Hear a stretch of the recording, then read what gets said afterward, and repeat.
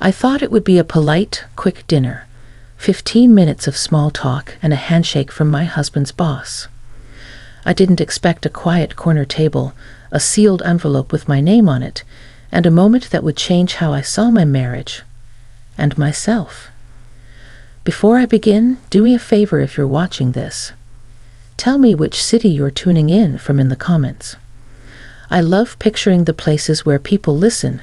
Maybe you're in Phoenix with that big sky, or in Boston with the brick and the breeze, or in a little town where the diner still knows your order. Share your city so I can imagine your streetlights as I tell this.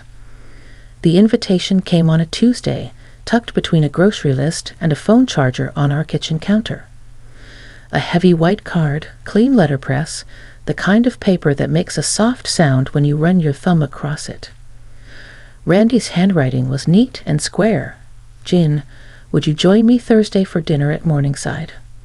I'd like to thank you personally. It was strange enough to make me pause.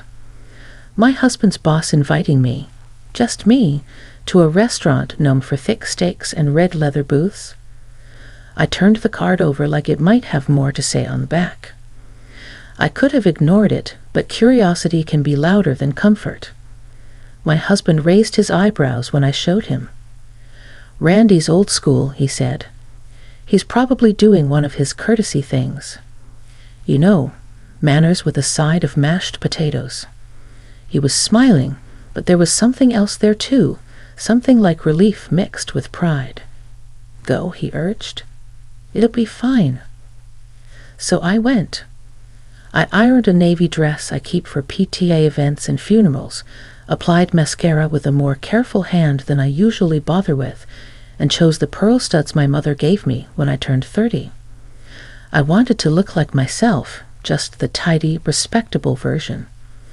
I drove across town as the sky melted from pink to violet, and I could already taste the restaurant's buttery air before I reached the valet stand.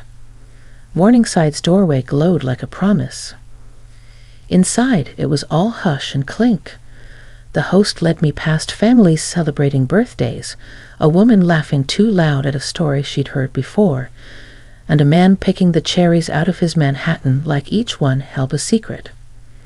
Randy rose when he saw me. He was taller than I remembered from the company picnic, with that gentleman's posture that comes from a lifetime of carrying a jacket properly. He wore a charcoal suit that didn't try too hard, and a tie the color of strong tea. He looked less like the boss, and more like an uncle who's good at fixing leaky faucets. Jean, he said warmly, as if my name were a reassurance. Thank you for coming. He pulled out my chair in that careful, practiced way. When I sat, the leather sighed beneath me, and the candle between us made two little moons in his water glass. We talked the way two people talk when they're sorting out the shape of a conversation. Weather first. It had rained earlier, that soft kind of rain that makes the street sparkle and the grass forgiving. Then small talk about traffic, about parking, about how restaurants should stop putting tiny flowers on salads because no one knows if we're supposed to eat them. His smile had a kindness to it that surprised me. I'd expected sharp edges. A man who spent his days cutting figures and rearranging calendars, but he spoke like someone who'd learned his manners from a grandmother. Menus arrived, heavy as family Bibles. We ordered without much fuss. He took the steak. I chose the trout. When the server left, Randy leaned in slightly, elbows off the table, hands folded like a careful prayer. I wanted to speak with you privately, he said, because gratitude doesn't always fit neatly into a staff meeting. My spine did that little ripple that happens when you're not sure if you should smile or brace. I told myself to breathe. I took a sip of my water, and it was cold and clean and grounding. You know your husband is talented, Randy went on, and steady, which is rarer than talent. He glanced down for a moment, then back at me. But anyone who stays late and comes in early isn't doing that alone. There's a person at home turning down the oven, keeping a list, reminding the house that morning will come. I just wanted to say, I notice. It was such a simple thing. I felt it like heat moving up my throat. I laughed, because what else do you do when someone says something uncommonly decent? I think he'd work just as hard if I were a disaster. I joked. He's stubborn like that. Stubbornness can be a virtue, Randy said, amusement softening his eyes. And so can loyalty. Our food arrived with the comforting weight of plates placed by hands that have done this thousands of times. The trout smelled like butter and lemon and a little bit of the ocean. We ate and talked about ordinary things that can, if you hold them up to the light, suddenly look extraordinary. His first job bussing tables. How he learned to tie a tie by watching his father in the hallway mirror. The way his wife, years ago, used to tape little grocery lists onto the fridge with washi tape, because the paper looked happier that way. I looked at his left hand without meaning to, old habit, I guess, and saw a plain gold band. Something about that steady ring made me settle a little deeper into my chair. There was a rhythm to the meal. Bite, question, answer, the kind of flow that makes you forget you were nervous. He asked about me, not just the polite stuff. He asked what I do when the house is too quiet. I repot plants and listen to old vinyl, even when they crackle. He asked where I go when I'm sad. The library, always the library. It smells like my childhood.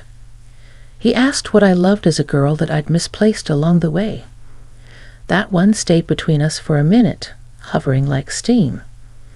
I told him about the piano, about my mother's upright, how its walnut finish had little dents from cousins' belt buckles at Christmas, how I'd learned scales by watching my father's elbow more than his fingers. I kept telling myself I'd take lessons again, I admitted. Life just crowds the corners. He nodded with an understanding that didn't feel cheap. Corners collect treasures and dust in equal measure, he said. You have to choose what you keep. The candle burned a little lower. Voices from other tables rose and fell like an easy tide. Somewhere across the room, a man told a joke so good that strangers smiled at the sound of it. I looked around and thought about how many decisions and secrets and small mercies a restaurant like this holds, night after night. So many beginnings, so many endings, all tucked between courses. Randy dabbed his mouth with his napkin, then set it down gently. Jean, he said, voice warm but more deliberate now, I invited you because there's something I wanted to give you. It's not a company thing, and it's not a performance thing. He shook his head with the ghost of a smile. It's a person thing. There's a small, unmistakable silence that comes before certain kinds of moments, like the air knows to step aside. He reached into the inside pocket of his jacket and pulled out a simple cream envelope. No embossing, no frills.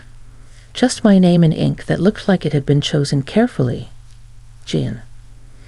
I looked at it, then at him, and that old nervousness stretched its legs. The mind does cartwheels when it doesn't know what's coming. Is this odd? Is this kind? Is this the beginning of something complicated? I thought of my husband at home, feet up, the game playing too loud, his laugh when I tell him stories out of order. I thought of how trust isn't one big thing, but 1,000 small things that hold hands. It's not what you're thinking, Randy said softly, as if he'd seen the flicker on my face. No strings, no awkwardness, just a thank you, from me and someone else. I slid my finger under the flap. The paper let go with a sigh. Inside was another envelope, smaller, the kind stationery stores tuck into little drawers, and beneath it a folded note on Morningside letterhead. I could feel that the smaller envelope held something with a bit of weight, stiff and smooth, like a gift card or a certificate. The folded note was lighter, more fragile, like a leaf you press in a book. Take your time, Randy said. his hands resting palm down on either side of his plate, like he was holding the table steady. I didn't open it yet. I let myself look around the room one more time, as if I might want to remember the scene the way it was before it changed. The servers were clearing a birthday cake 3 tables over, carrying it like it contained a secret wish. The couple in the booth behind us had one of those low, conspiratorial conversations that makes you want to lean closer even if you never would. The candle between us was smaller now, but still sure of itself. "I don't know what to say," I admitted, fingers tracing the edge of the envelope. "I'm not used to being singled out." "Then consider this a small course correction," Randy said. "For all the times someone should have said something and didn't." I felt that in my ribs. In the years of school lunches and late-night drives and forgotten appointments, and the million little ways a woman can hold a household together without an invoice. People say it matters, and you know it does, but it's rare for it to be named like this, out loud, by someone who doesn't have to.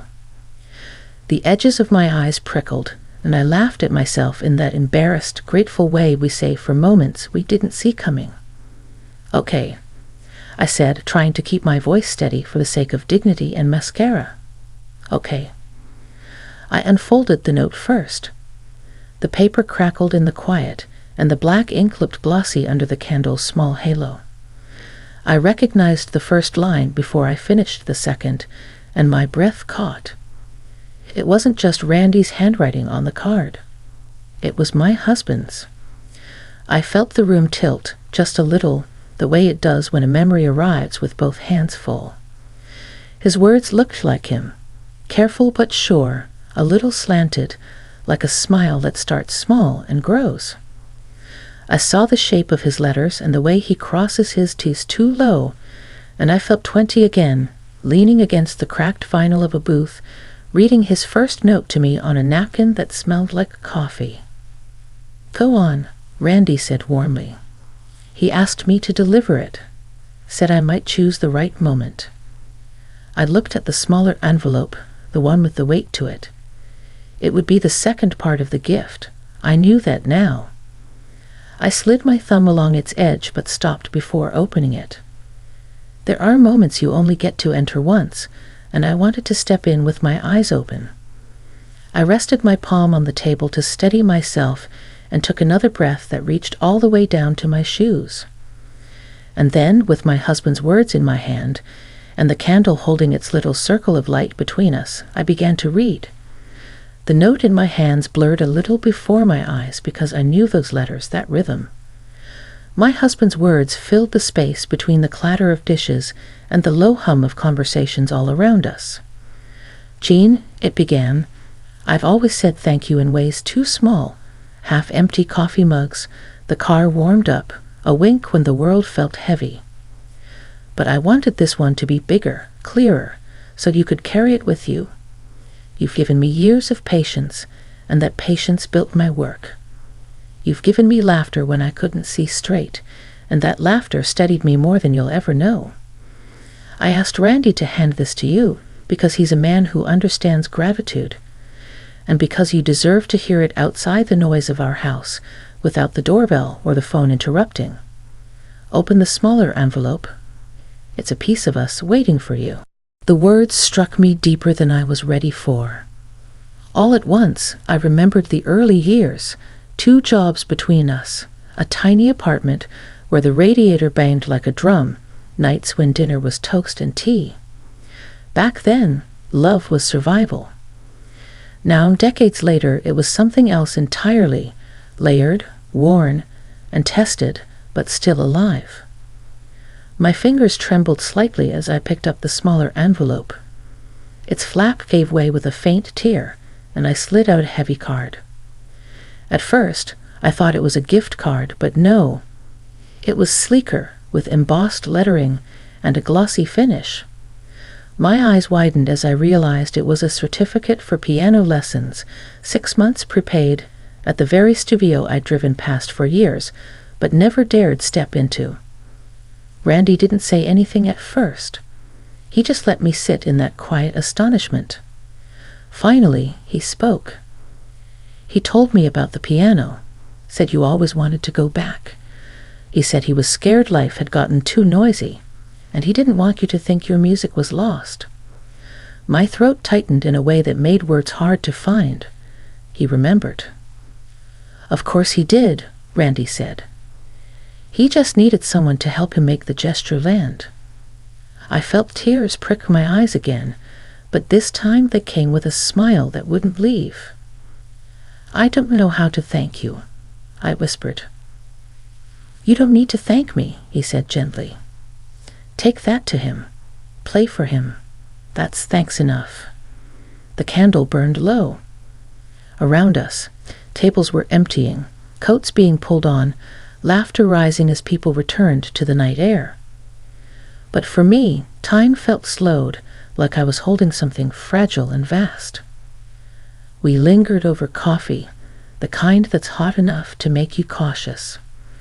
We spoke about little things again, letting the weight of the evening soften into something manageable. Randy told me about his daughter, teaching him to send text messages without punctuation that looked too stiff.